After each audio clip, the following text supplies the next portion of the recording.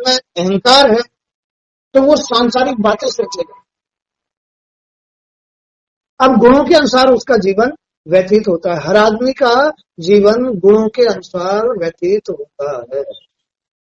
किसी का भाव भक्ति के अनुसार, किसी का संसार में विषय वासना, इच्छा या कर्म, व्यवसाय या नौकरी, इसके अनुसार, या फिर तमोगुण में कुसंगति में गलत खाना, गलत बैठना या गलत कर्म करना, तो सबका इन 3 गुणों के अनुसार जीवन व्यतीत होता है।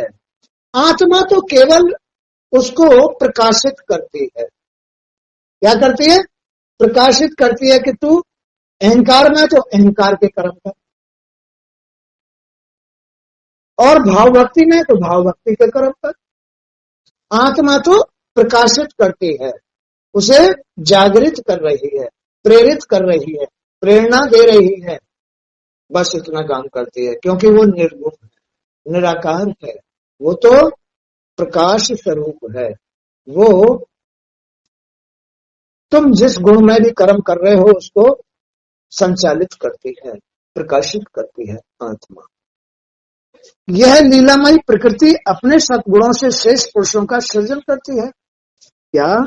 ये लीलामयी प्रकृति अपने सत्वगुण से, लीलामयी प्रकृति अपने सत्वगुण से श्रेष्ठ पुरुष बनाती है, आत्मज्ञानी पुरुष बनाती है। सत्वगुण भाव भक्ति से आदमी श्रेष्ठ बनता है।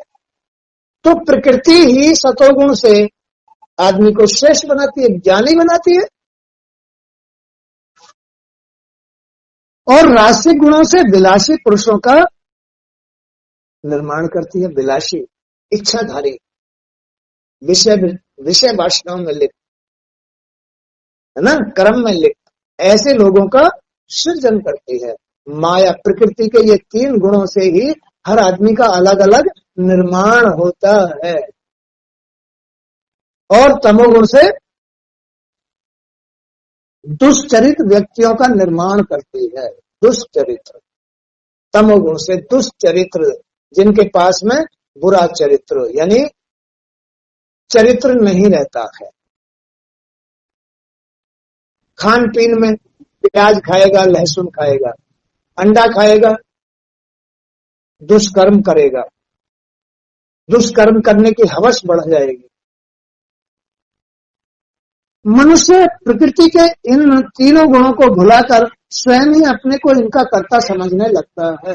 अब उसको, ऐसे पुरुष को जिसके अंदर रजोगुण और तमोगुण अहंकार में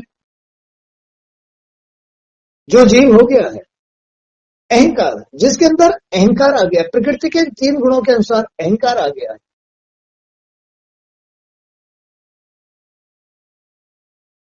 वो जीव स्वयं अपने को कर्ता मान लेता है। मैं ही तो कर रहा हूं। उन गुणों को भी भूल जाता है, उसको उन गुणों का भी ज्ञान नहीं रहता, उसे किसी बात का ज्ञान नहीं रहता, ना प्रकृति का ज्ञान रहता, ना संसार का ज्ञान रहता। अहंकार में उसे यह पता नहीं रहता कि इस समय मैं सतोगुण में काम कर रहा हूं या रजोगुण में कर रहा हूं या तमोगुण में कर रहा हूं। अहंकार में इन 3 गुणों को भी भूल जाता है, और मां दुर्गा के प्रकृति रूप को भी भूल जाता है, और उसकी लाज यानी श्रद्धा या उसका आदर सत्कार भी भूल जाता है, उसको याद ही नहीं करता, उससे घृणा हो जाती है। अहंकार में,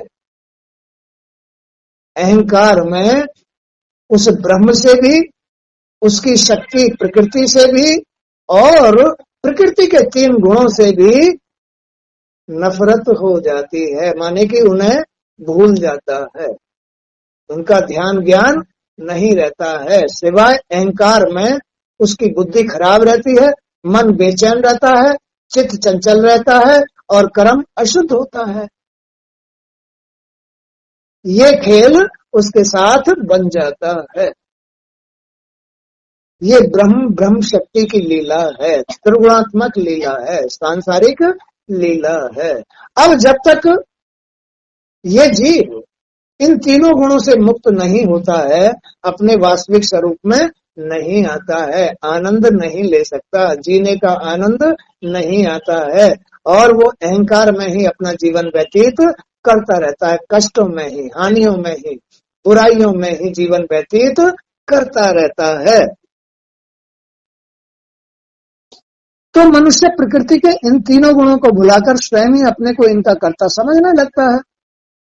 इस मिथ्या अभिमान के कारण वह अपने कर्मों का भोक्ता बन जाता है। यही मिथ्या झूठा अभिमान है, अहंकार है, जिनका परिणाम कष्ट होता है और उन्हें ये जीव भोगता है। कभी चोट लग जाती है, कभी हानि हो जाती है, कभी कुछ हो जाता है, कभी रोग हो जाता है। ये मिथ्या अभिमान में जो कर्म हो रहे हैं उनका परिणाम भोग रहा है। मिथ्या कर्म जो हो रहे हैं उनका परिणाम भोग रहा है। खेल समझ में आ गया? हाँ, अभिमान में, भूल में वो अपने कर्मों का परिणाम भोगता है।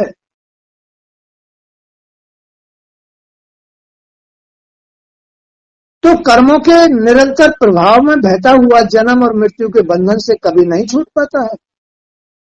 अभिमानी आदमी, अहंकारी आदमी अपने कर्म बंधनों से कभी नहीं छूट पाता, चाहे कितनी बार जन्म ले ले, कितनी बार मर जाए, मरता रहेगा, जन्म लेता रहेगा। हर जन्म में उनका परिणाम बढ़ता ही रहेगा, हर जन्म में उनका परिणाम बढ़ता ही रहेगा, क्योंकि साथ में भाग्य लगा हुआ है।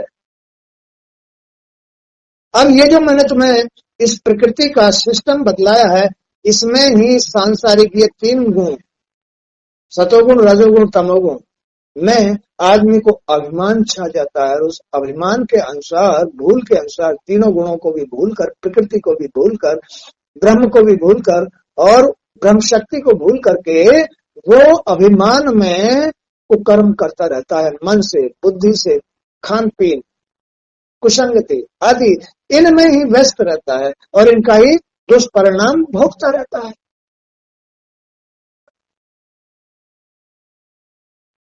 भाई इसमें किसी की क्या गलती है? सब अपना अपना जीवन व्यतीत कर रहे हैं, अपने अपने अनुसार कर रहे हैं। जो जितना ज्ञान रखता है उतना ही वो सुखी है, जो जितना भूल अभिमान रखता है वो उतना ही दुखी है। सब अपने अपने अनुसार रोगी हैं, दोषी हैं या भाव भक्ति वाले हैं, सब अपने अपने अनुसार हैं। कोई अपने आप को बचाते ले जाता है, कोई जबरदस्ती बुराई में घुसता है।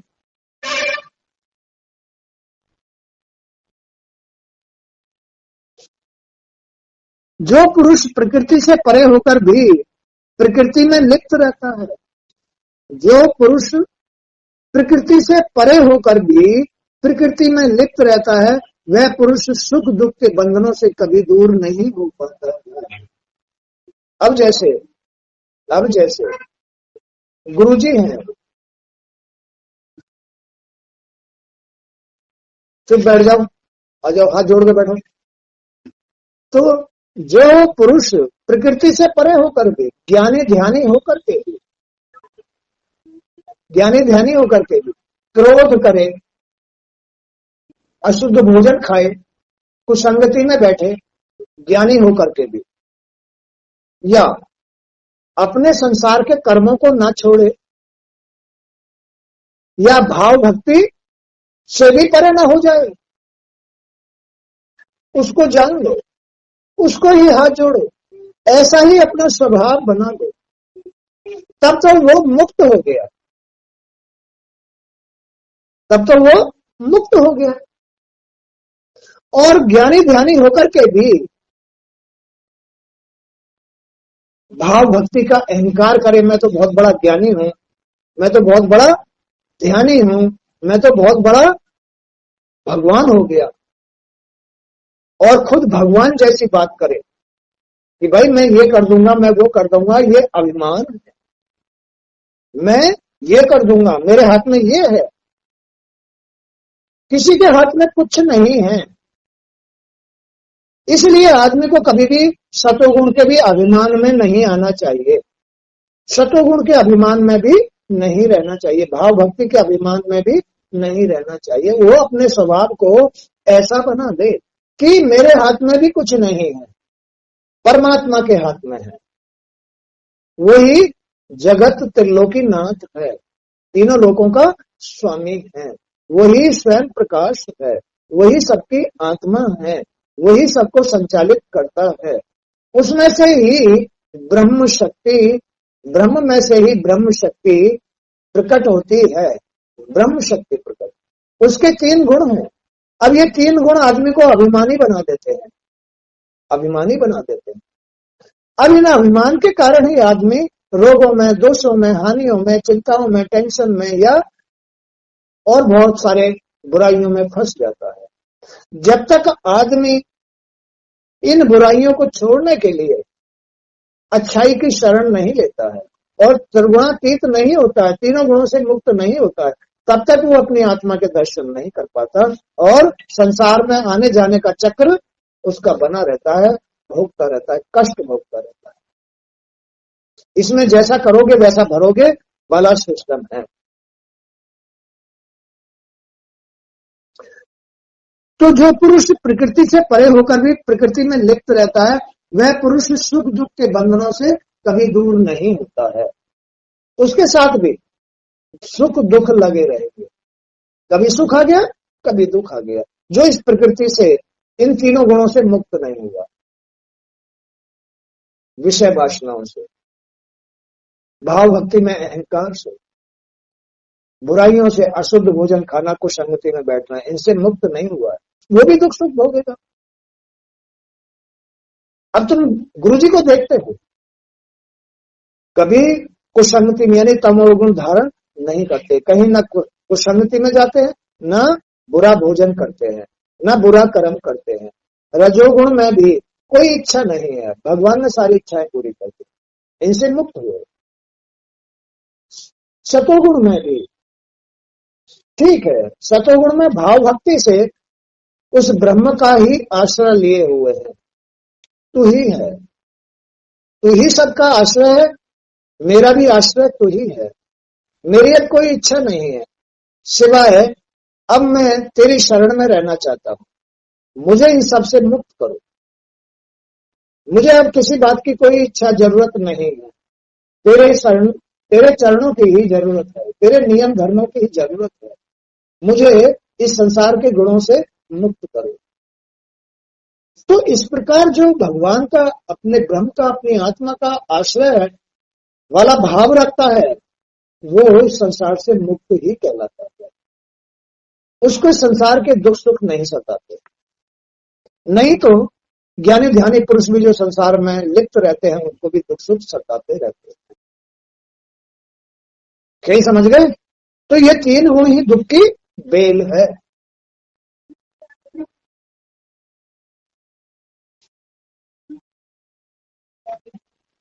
तो इस विश्व के स्थूल और सूक्ष्म कार्य जिसके स्वरूप है, कौन इनका कारण है, प्रकृति और पुरुष के लक्षण क्या है, तुम मुझे बताओ।